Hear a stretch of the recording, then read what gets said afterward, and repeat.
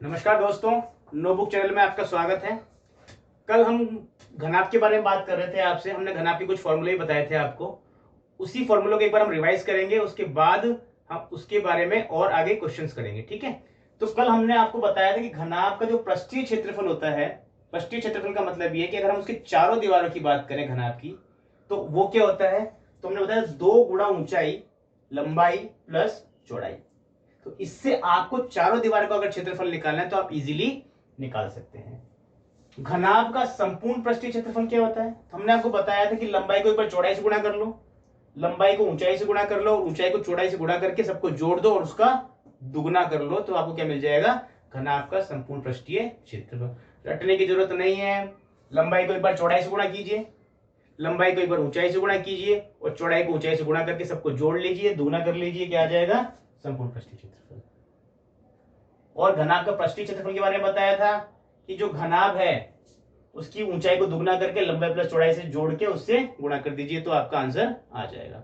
Clear है। चलिए, इसके अलावा हमने बात की थी घनाभ के विकर्ण की। तो घनाभ का विकर्ण क्या होता है, लंबाई का स्क्वायर प्लस चौड़ाई का स्क्वायर प्लस ऊंचाई का स्क्वायर। इसका कर देंगे अंडर रूट।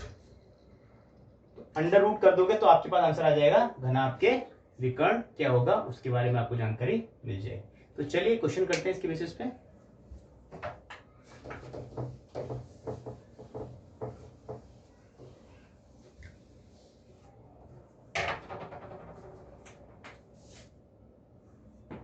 एक घनाकार कमरा जिसके फर्श का परिमाप 12 मीटर है तथा ऊंचाई 6 मीटर है कि चारों दीवारों का क्षेत्रफल क्या होगा। देखिए, कल मैंने जब आपको बताया था कि चारों दीवार का क्षेत्रफल निकालना है, तो उस वाले केस में मैंने आपको बोला था कि जब भी आपके पास जो बेस है, जो भी आपके पास बेस है, इस बेस के क्षेत्रफल से अगर आप ऊंचाई को गुणा कर देंगे तो आपके पास हमेशा क्या मिल जाएगा, दीवारों का, चारों दीवारों का क्षेत्रफल मिल जाएगा। तो ये जो आपके पास बेस है, ये क्या एक तरीके से परिमाप है।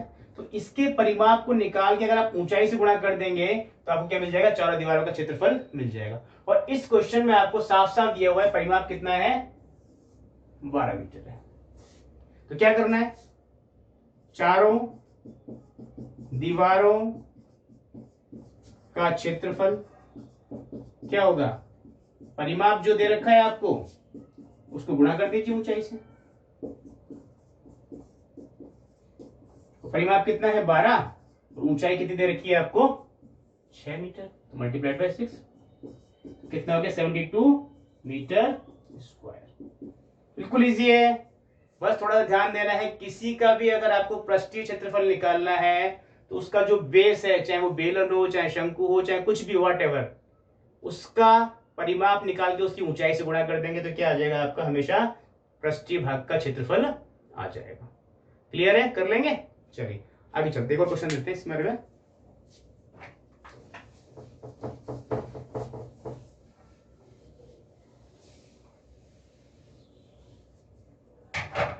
क्वेश्चन है, एक घनाभ, चलिए घन लिखिए, एक घन जिसका विकर्ण अंडर रूट 12, जिसका विकर्ण अंडर रूट 12 सेंटीमीटर है का आयतन क्या होगा। तो हमको क्या निकालना है, आयतन निकालना है। तो सबसे पहले अगर हम घन की बात करें तो घन का आयतन क्या होता है? सारी भुजाएं बराबर होती हैं तो भुजा Q। तो सबसे पहले हमको क्या चाहिए? भुजा चाहिए। और भुजा निकालने के लिए हमें यहाँ पे दे रखा है, विकर्ण दे रखा है, तो उससे हम क्या निकाल लेंगे? भुजा निकाल लेंगे। तो घन का विकर्ण बराबर होता है √3 गुणा भुजा। और ये जो विकर्ण दे रखा है उसकी वैल्यू कितनी है? √12।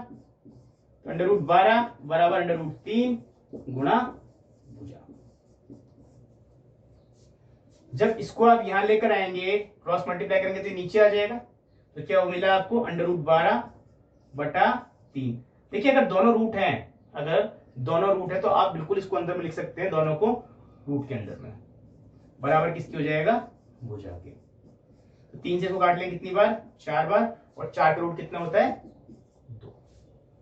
क्लियर है? तो 4 का रूट कितना होता है? 2। तो भुजा कितनी आ गई आपके पास? 2 आ गई। तो अब घन का आयतन आपको निकालना है, तो कुछ नहीं है, भुजा आपको मिल ही चुकी है, यहां पे रख लीजिए। 2 की पावर 3 और 2 की पावर 3 कितनी होती है? 8। कितना हो जाएगा? 8 सेंटीमीटर क्यूब।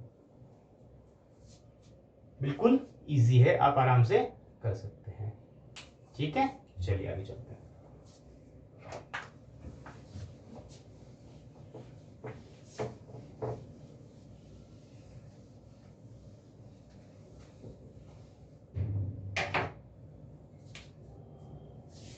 अब देखते हैं हम घनाभ जो होता है उसका आयतन क्या होता है। तो घनाभ का आयतन बराबर होता है लंबाई गुणा चौड़ाई गुणा ऊंचाई। तो लंबाई को चौड़ाई से, चौड़ाई को ऊंचाई से गुणा कर लेंगे तो क्या मिल जाएगा आपको? घनाभ का आयतन मिल जाएगा। ठीक है, तो चलिए क्वेश्चन देखते हैं। एक घनाभ जिसकी विमाएं 33 गुणा 24 गुणा 9 है। मतलब यह है कि लंबाई, चौड़ाई और ऊंचाई आपको दे रखी है। इससे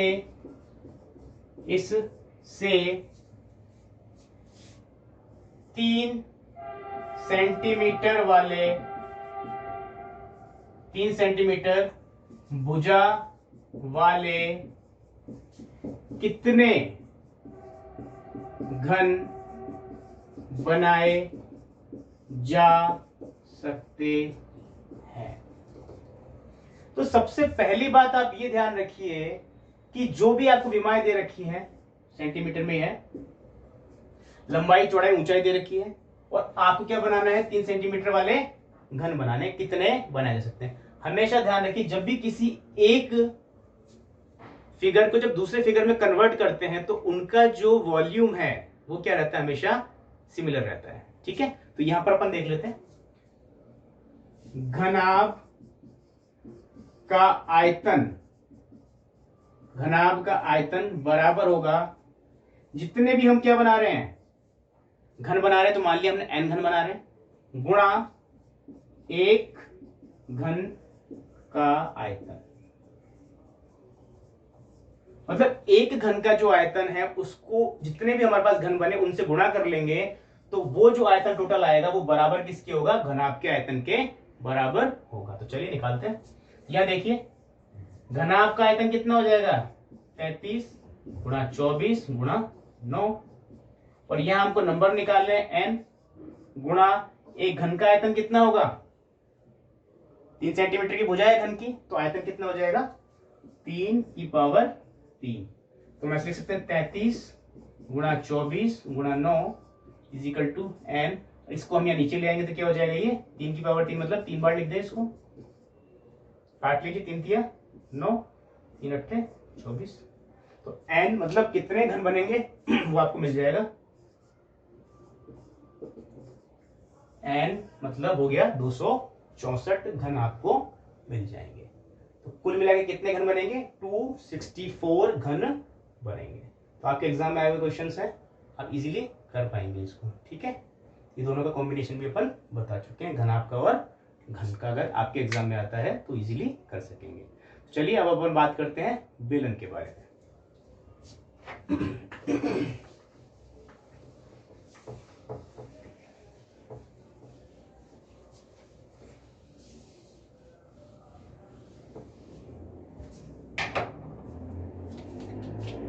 देखिए अगर हम बेलन की बात करें तो बेलन क्या होता है बेसिकली, ये एक वृत्त बना हुआ है,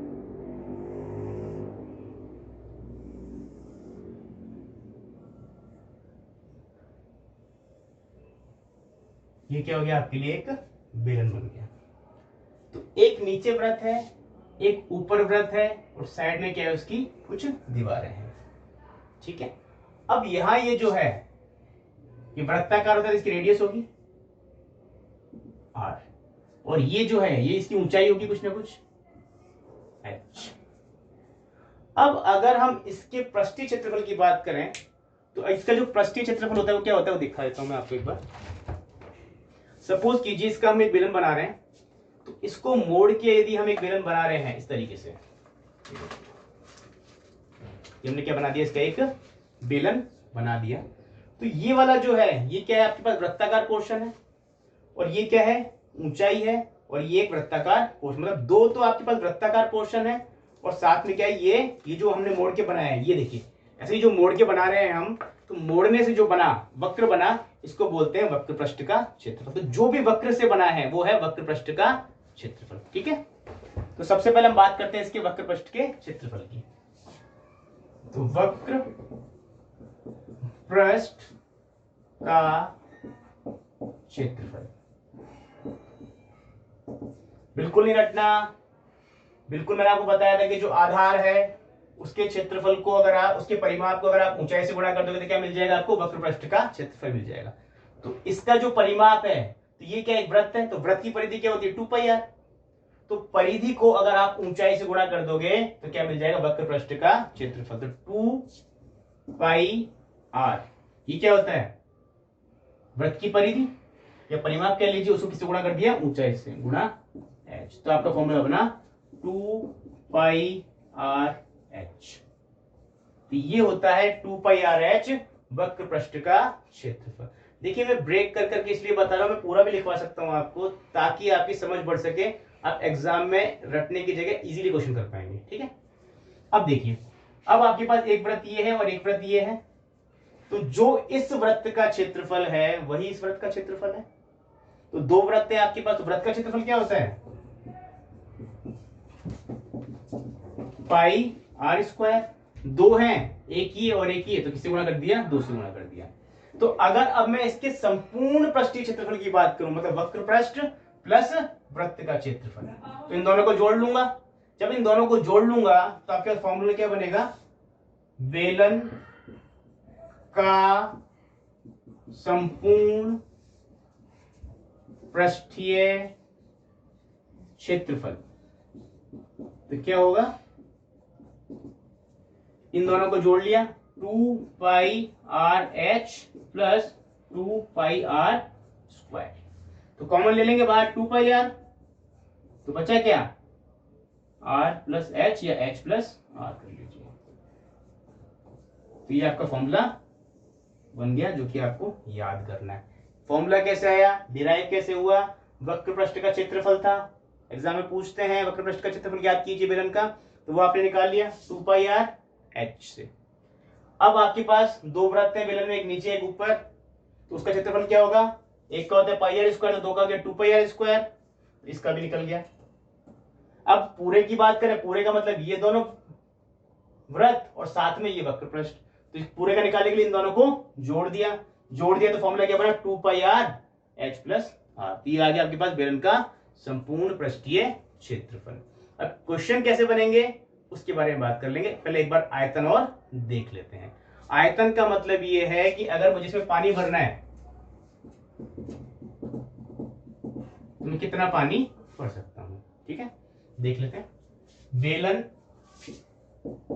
बेलन का आयतन, तो बेलन का आयतन होता है पाई आर स्क्वायर h, मतलब ये जो एरिया है, ये जो एरिया है इस वृत्त का, उसको जब ऊंचाई से गुणा कर देंगे तो क्या मिल जाएगा आपको, आयतन मिल जाएगा। जब परिमाप को ऊंचाई से गुणा करते हैं तो वक्रपृष्ठ का क्षेत्रफल मिलता है, जब एरिया को ऊंचाई से गुणा करते हैं तो क्या मिलता है आपको, आयतन मिलता है। तो क्या हो गया आयतन, पाई आर स्क्वायर एच। क्लियर है? तो आपको ये फॉर्मूले याद रखने हैं। वृत्त के क्षेत्रफल यहां से निकाल लेंगे, वक्रपृष्ठ का क्षेत्रफल यहां से निकाल लेंगे, टोटल क्षेत्रफल यहां से निकाल लेंगे, आयतन यहां से निकाल लेंगे। ठीक है? कि क्वेश्चन में वो ऐसे भी पूछ सकता है ना आपसे कि एक बेलन है, उसके ऊपर उसको क्या लगाना है, एक ढक्कन लगाना है, उस ढक्कन के लिए आपको रेडियस दे देगा, उसके ऊपर आपको पेंट करना है तो कितना खर्चा आएगा, तो आप क्या करेंगे, सिर्फ पाई आर स्क्वायर निकाल लेंगे। वो बोल रहे हैं कि भाई ये तो पेंट नहीं करना मेरे को, मतलब ढक्कन तो है ही नहीं इसके ऊपर, सिर्फ क्या करना है, वक्रपृष्ठ पे और जो तल है इस पे पेंट करना है। तो क्या करना है, वक्रपृष्ठ का निकाल लेंगे और साथ में एक पाई आर स्क्वायर जोड़ देंगे। ठीक है? तो इस तरीके से जैसे आपको क्वेश्चन दिया हुआ है उसके अकॉर्डिंग आप क्वेश्चन कर पाएंगे, लेकिन उसके लिए आपके कंसेप्ट एकदम क्लियर होने चाहिए। तो चलिए अब आगे देखते हैं, दो ही क्वेश्चन कर लेते हैं इसके ऊपर।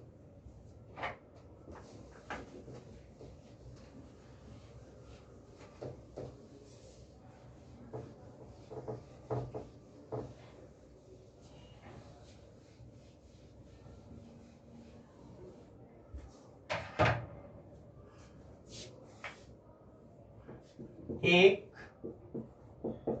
बेलनाकार ड्रम जिसकी ऊंचाई 10 मीटर है तथा त्रिज्या 7 मीटर है, मैं कितना पानी भरा जा सकता है। सिंपल सा क्वेश्चन है, ऊंचाई दे रखी है आपको, त्रिज्या दे रखी है, क्या निकालना है आपको, वॉल्यूम निकालना है, क्योंकि वॉल्यूम निकालेंगे तभी पता कर पाएंगे कि पानी कितना भरा जा सकता है। तो बेलन का आयतन बराबर क्या होता है, पाई आर स्क्वायर एच। पाई की वैल्यू 22.7, रेडियस आपको दे रखी है 7 मीटर, 7 × 7, और हाइट कितनी है 10। इसको काट लीजिए, कितना हो जाएगा, 722 कितना होता है, ये आपका हो गया 1540। ठीक है? तो कितना वॉल्यूम होगा, 1540 मीटर क्यूब, इतना पानी आप उसमें भर सकते हैं। क्लियर है? कर लेंगे? ठीक है, चलिए इसी क्वेश्चन को अगर मैं आगे बढ़ाऊं तो हम इस क्वेश्चन में ये लिख सकते हैं, इसको मिटा देता हूं पहले।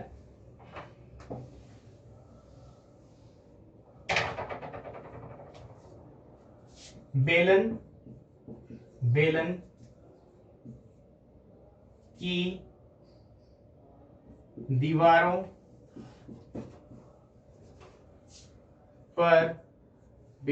दीवारों पर पेंट करने का खर्च क्या होगा यदि प्रति वर्ग मीटर पेंट कराने का खर्च 2 रुपए है। दीवारों पर पेंट कराना है, इसका मतलब क्या है, ये जो बेलन है आपके पास, इसके इस वक्र वाले वक्रपृष्ठ जो है इस पर क्या कराना है, पेंट करना। तो वक्रपृष्ठ का क्षेत्रफल क्या होता है, 2 पाई आर। ठीक है, 2 पाई आर एच। तो 2 पाई की वैल्यू होती है 22/7, ये आपको याद रखनी पड़ेगी, एग्जाम में नहीं मिलेगी। आर की वैल्यू कितनी दे रखी है यहाँ पे, 7, और हाइट कितनी है 10। तो यहां से आप क्या निकाल लेंगे, वक्रपृष्ठ का क्षेत्रफल निकाल लेंगे।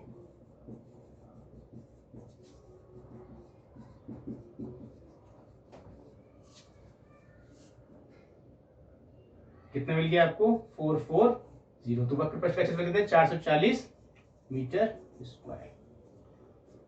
अब इस 440 मीटर स्क्वायर पर क्या करना है, पेंट करना है, और पेंट कराने का खर्चा कितना है, 2 रुपए प्रति वर्ग मीटर है। तो इसलिए क्या हो जाएगा, पेंट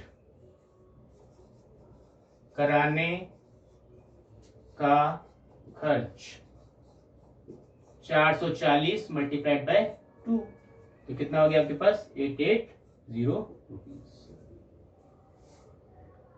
क्लियर है, कर पाएंगे एग्जाम में, बिल्कुल इजी है, कुछ नहीं करना, बस कंसेप्ट क्लियर करना है, इजीली हो जाता है सारा। ठीक,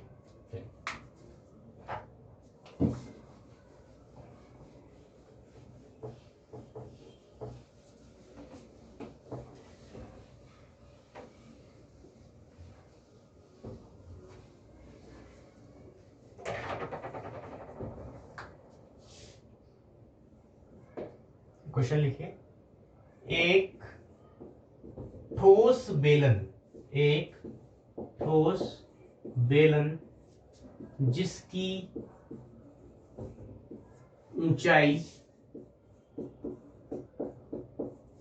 ऊंचाई 21 मीटर तथा आधार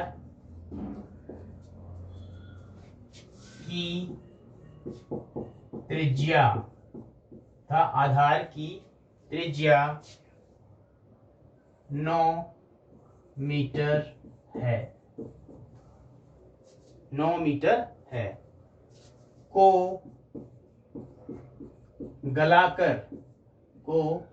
गलाकर एक 7 मीटर भुजा को गलाकर 7 मीटर भुजा वाले कितने घन बनाए जा सकते हैं। एक ठोस बेलन जिसकी ऊंचाई 21 मीटर तथा आधार की त्रिज्या 9 मीटर है को गलाकर 7 मीटर भुजा वाले कितने घन बनाए जा सकते हैं। सीधी सी बात है, बेलन जो है उसका आयतन और जो घन है उसका आयतन क्या होगा, बराबर होगा। तो लिख लेते हैं, बेलन का आयतन बराबर n घन बना लिया हमने, और एक घन का आयतन क्या है वो देख लेते हैं।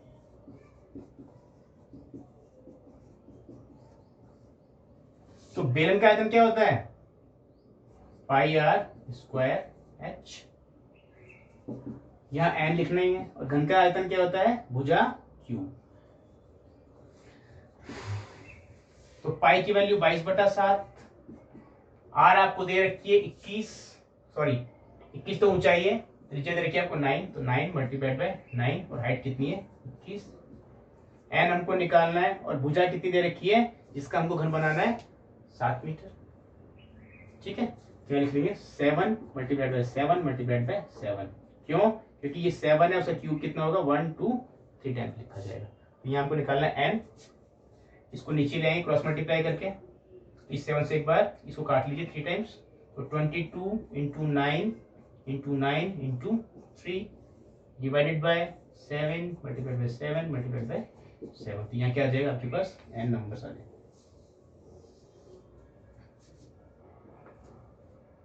ठीक है, एग्जैक्ट नहीं आएंगे, बट ठीक है, आप अंदाजा लगा सकते हैं कि किस तरीके से क्वेश्चन किया जाएगा एग्जाम में। क्लियर है, तो काट लीजिएगा और आपका आंसर लगभग आ जाएगा कि कितने एग्जैक्ट घन बनाए जा सकते हैं। चलिए आगे देखते हैं।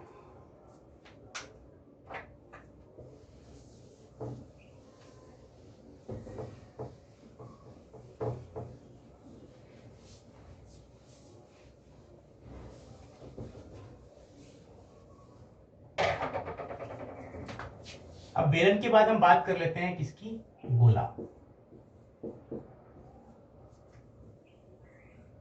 गोला और वृत्त में ये डिफरेंस है, वृत्त 2 डायमेंशनल होता है और गोला कैसा होता है 3 डायमेंशनल वैल्यू होती है। अगर ये है जो है ये पूरा गोला कहलाएगा, और इस तरीके का जो होगा वो कहलाएगा आपके पास अर्धगोला। तो हम दोनों के बारे में पढ़ेंगे, क्वेश्चन किसी के बारे में भी एग्जाम में पूछा जा सकता है। तो सेंटर से ये भी जो भी पॉइंट होगा ये रेडियस होगी, यहाँ पे भी क्या होगा रेडियस होगा। तो सबसे पहले हम बात कर लेते हैं संपूर्ण गोले की। संपूर्ण गोला, तो गोले का पृष्ठीय क्षेत्रफल होता है 4πr²। कहने का मतलब इस गोले को अगर हम रैप करें किसी चीज से या इसके ऊपर पेंट करें तो वो क्षेत्रफल जो हमको निकालना होता है वो होता है 4πr²। पाई की वैल्यू हमेशा कितनी होती है 22.7 या 3.14। ठीक है, आप ये याद रखिए हमेशा, जरूरत पड़े तो वैसे कम पूछा जाता है, ज्यादा वैल्यूज कट जाती है। 4πr²। और गोले का आयतन ये होता है 4/3 πr³। 4/3 πr³। ठीक है, अब हम आ जाते हैं अर्धगोले की तरफ।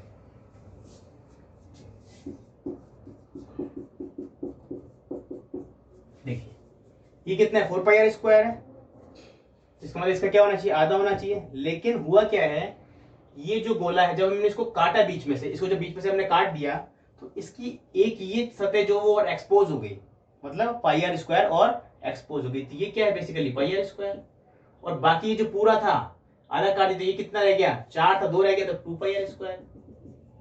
तो 2πr² तो ये हो गया, और एक जब हमने काटा तो जो सतह एक्सपोज हुई वो कितनी है πr²। तो ये और ये मिला के कितना हो गया 3πr²। ठीक है, तो यहाँ पे लिख लेते हैं अर्ध गोले का क्षेत्रफल, ये संपूर्ण क्षेत्रफल है 3πr²। वक्र पृष्ठ पूछता है तो वक्र पृष्ठ का भी निकाल लेंगे।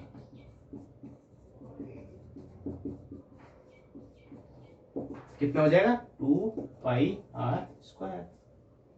अब आयतन जो है वो तो क्या होगा एग्जैक्टली आधा ही होगा, क्यों, क्योंकि हमने काटा तो है, तो पानी पहले जितना आ रहा था अब क्या आएगा उसका आधे भर पाएगा। तो कितना हो जाएगा अर्ध